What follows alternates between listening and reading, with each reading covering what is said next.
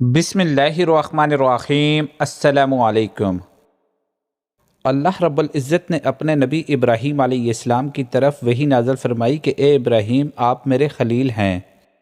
اس بات سے پرہیز کرنا کہ میں آپ کے قلب کی طرف متوجہ کروں اور میں آپ کے قلب کو کسی غیر کے ساتھ مشغول پاؤں، اس لیے کہ جس کو میں اپنی محبت کے لیے چن لیتا ہوں تو وہ ایسا ہوتا ہے کہ اگر اس کو آگ میں بھی جلا دوں تو بھی اس کا قلب میری طرف سے دوسری طرف متوجہ نہیں ہوتا۔ چنانچہ زندگی میں وہ وقت بھی آیا جب نمرود نے آپ کو آگ میں ڈالنے کا حکم دیا۔ تفاسیر میں اس آگ کی تفصیل بیان کی گئی ہے۔ ان لکڑیوں کو ایک ہی وقت میں آگ لگائی گئی۔ جب ساری لکڑیاں جلنے لگی تو نمرود اس سوچ میں پڑ گیا کہ حضرت ابراہیم علیہ السلام کو آگ میں کیسے ڈالے۔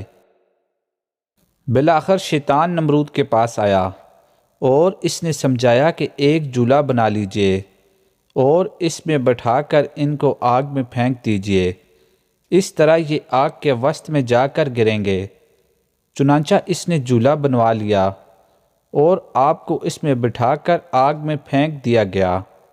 ابھی حضرت ابراہیم علیہ السلام کا جولا ہوا میں ہی تھا کہ فرشتے تعجب سے کہنے لگے، اے اللہ، ابراہیم علیہ السلام کے دل میں آپ کی کتنی محبت ہے، آپ کی محبت کی وجہ سے آگ میں ڈالے جا رہے ہیں۔ انہوں نے اسباب کی کوئی پرواہ نہیں کی۔ اے اللہ، ان کی مدد فرما دیجئے۔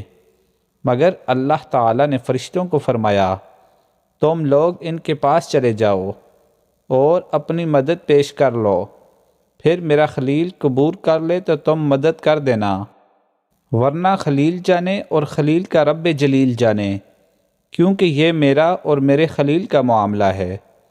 چنانچہ فرشتوں نے ابراہیم علیہ السلام کے پاس آ کر مدد کی پیشکش کی، مگر آپ علیہ السلام نے ان کی بات سن کر فرمایا، مجھے تمہاری کوئی حاجت نہیں۔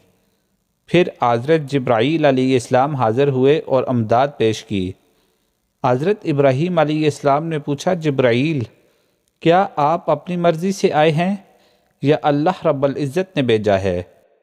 جبرائیل علیہ السلام نے عرض کیا کہ میں آیا تو اللہ کی مرضی سے ہوں، مگر اللہ تعالیٰ نے مجھے فرمایا ہے کہ اگر مدد کو قبول کریں تو مدد کر دینا۔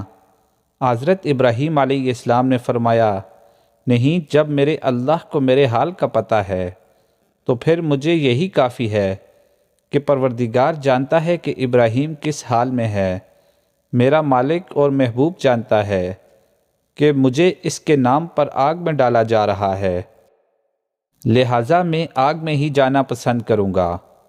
جب فرشتے واپس چلے گئے تو اللہ رب العزت نے آگ سے مخاطب ہو کر فرمایا، اے آگ، میرے ابراہیم پر سلامتی والی، ٹھنڈک والی بن جا۔ سبحان اللہ۔ مزید اسلامک قصے دیکھنے کے لیے چینل کو سبسکرائب کیجیے۔ شکریہ۔